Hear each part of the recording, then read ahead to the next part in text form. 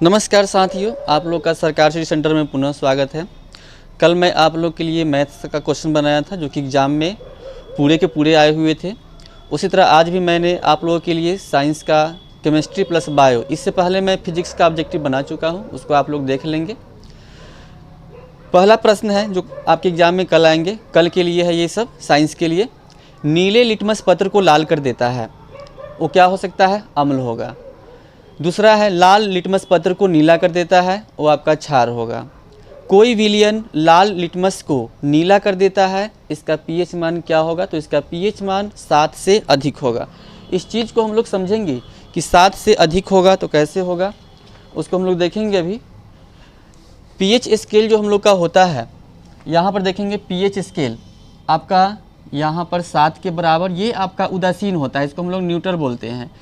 यहाँ पर 0 से शुरू होता है और 1 2 3 4 5 6 पॉइंट समथिंग, अगर 7 से अगर कोई कम है तो ये आपका अम्लीय होगा, और 7 से जो अधिक होगा वो आपका क्षारीय होगा। अगर 7.1 2 3 4 8 आ जाएगा, फिर 9 आ जाएगा, फिर 10 आ जाएगा, 11 12 13 14 जो भी है, मतलब 7 के ऊपर जाता है तो क्षारीय होगा, 7 के ऊपर आपका क्षारीय होगा और 7 से कम आपका अम्लीय होगा। यही होता है पीएच मान। इसी तरह का आपसे पूछ सकता है। अब हम लोग के बीच प्रश्न है, जल का पीएच मान क्या होता है? तो जल उदासीन होता है, इसलिए उसका पीएच मान 7 के बराबर होता है। अम्लीय घोल का पीएच मान होता है अम्लीय, यहाँ पर देखिए मैंने लिखा कि अम्लीय क्या होता है? 7 से कम होता है, इसलिए 7 से कम। 7 से कम जो भी नंबर आप देखेंगे उसमें ही टिक करेंगे। CuSO4 × 5H2O का विशिष्ट नाम क्या होता है? तो नीलाथोथा होता है। जिप्सम का CaSO4 × 2H2O का रासायनिक नाम है कैल्शियम सल्फेट डाइहाइड्रेट, यही नाम है उसका। विरंजक चूर्ण का रासायनिक नाम है CaOCl2। चींटी के डंक में कौन सा अम्ल होता है? तो आपका फॉर्मिक अम्ल होता है, और उसको हम लोग मैथेनोइक अम्ल भी बोलते हैं। उसके बाद प्रश्न है, चाकू से काटी जा सकने वाली कौन सी धातु हो सकती है? तो आपका सोडियम है। उसके बाद 11 नंबर क्वेश्चन है आपका, बेकिंग सोडा का रासायनिक नाम है NaCO3। साधारण नमक है NaCl, जिसको हम लोग बोलते हैं सोडियम क्लोराइड।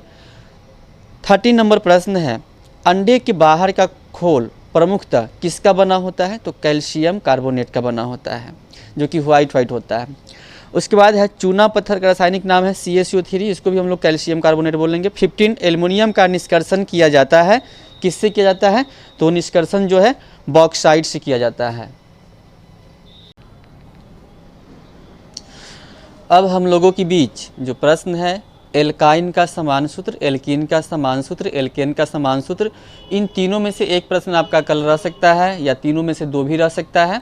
उस पर सूत्र लिखा हुआ, एल्काइन का CnH2n-2 होता है, और एल्कीन का CnH2n, एल्केन का CnH2n+2।